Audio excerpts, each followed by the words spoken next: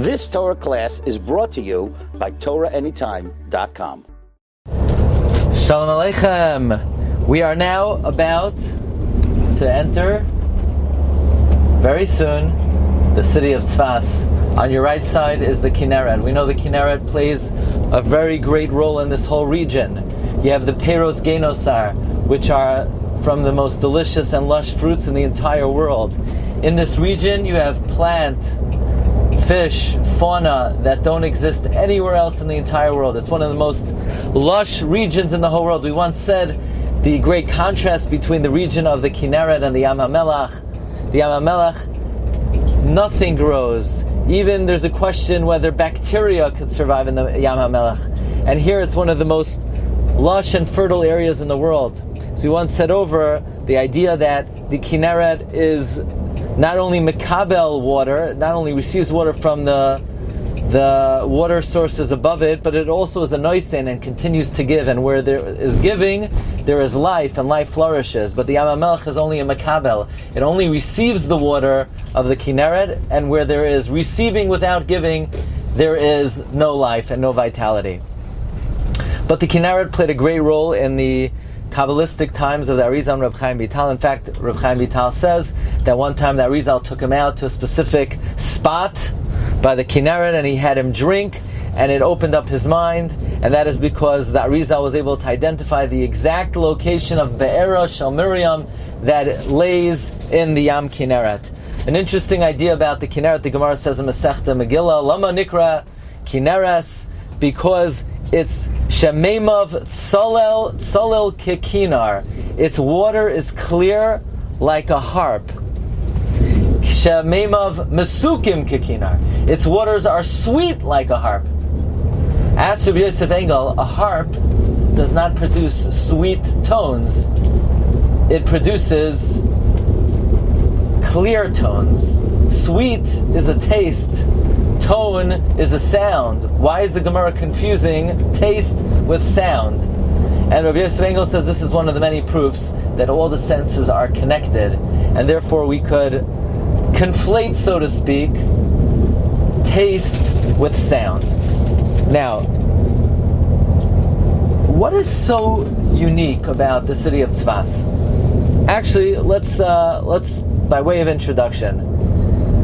When I come to Eretz Yisrael, even if I'm here for a few days,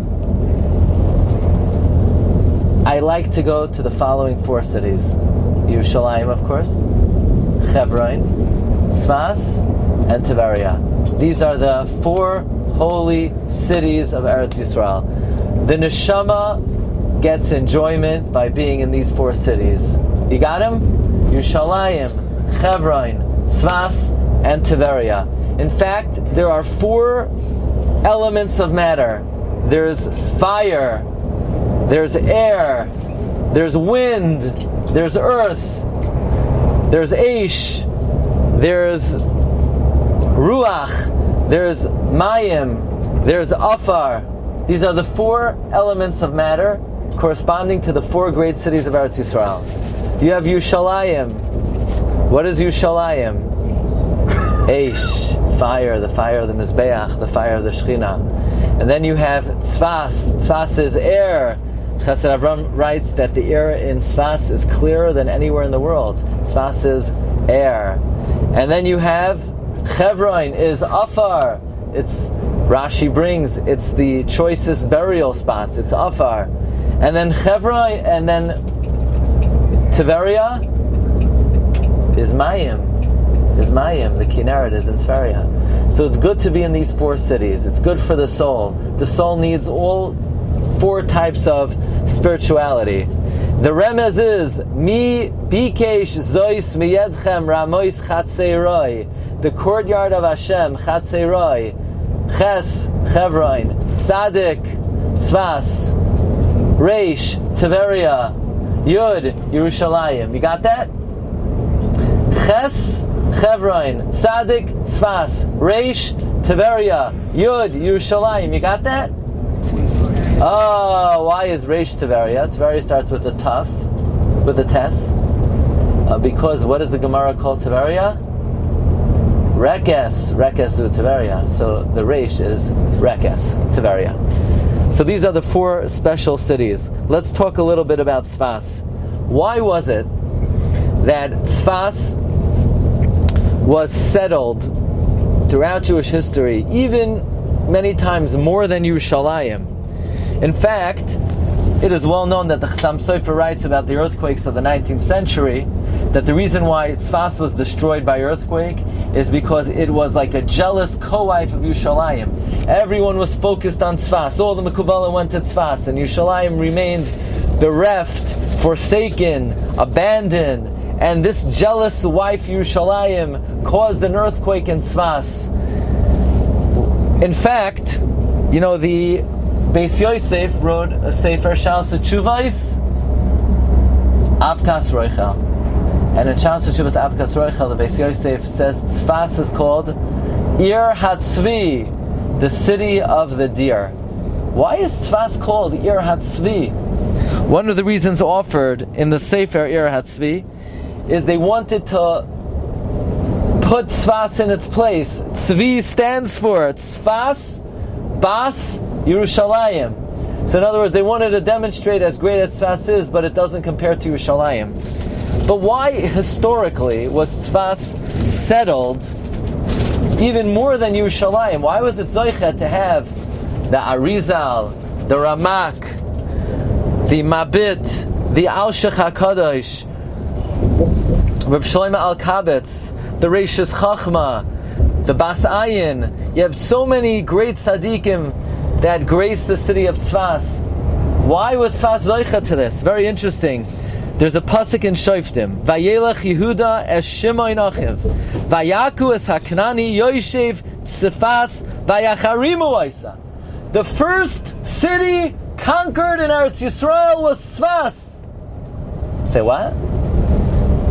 But that was in Yehuda. Tzefas is not in Yehuda. Yehuda is in the more south. Tzefas is in the north. But it's suggested that when the city of Tzefas in Yehuda was conquered, it was Necheram. It was off limits. It was called Charma. Nobody was allowed to go there. Laman Hashem, L'chvayt Hashem. Since it was the first city conquered, nobody used the city. Later on in history, they named the city in the north Tzefas after that original city. So the city of Tzefas that we're headed to was in lieu of that first city in Eretz Yisrael that was conquered. And because it was dedicated solely to Hashem, it is suggested that that's why it was Zoicha to be populated by tzaddikim. This is brought in the Sefer Mincha Chadasha of Rabbi Chiel Mevrapchik. That is why the city of Tzefas was Zoicha to become an Ir Ve'em B'Yisrael more than any other city. The city of Tzefas is so named, says Rabbi Yisrael Mishkolav, because it contains a tefillah that after it was destroyed in the 19th century, it was a remez, a Rashi Tevois. Tzefas Pisoim Tacharivi. Tzefas was suddenly destroyed. Tzefas Pisoim Tamusi. It was suddenly full of death. Tzefas Pisoim Titzaki. Tzefas Pisoim Tivlayu was swallowed. But it's also a tefillah. Tzefas Pisoim Tivneh. Tzefas Pisoim Tikoinein. Tzefas Pisoim Takum. Tzefas Peulasa Tagain. And of course, the city of Tzefas, in fact, does protect the Jewish people, as so many great tzaddikim and Tamei Chachamim, Asher Mipim Anu Chayim, are not only buried there, but have become part and parcel of the city. Actually, we have a tradition that the number of Yidden buried on the mountain of Tzefas are Pishnayim Kiyotzei Mitzrayim, at least 1.2 million Yidden buried in the cemetery in Tzefas. And that's why, if you want to go there, you have to spend 3 days just to be in that Beis HaKvaros. Today we're going to be going to some of the historic Batei Knesiyos in the city of Tzefas, the Mari Abu Av Shul and the Al-Shech Shul, and some of the very historic restaurants that the tzaddikim used to go. No, but the Batei Knesiyos, that there are many shuls. It's amazing. The Chazon Ish had a certain ailment that he had to go on vacation in Tzefas, and Chazon Ish used to love walking and meandering in the alleyways of Tzefas and historic roads where the Beis Yosef walked, where the Arizal walked.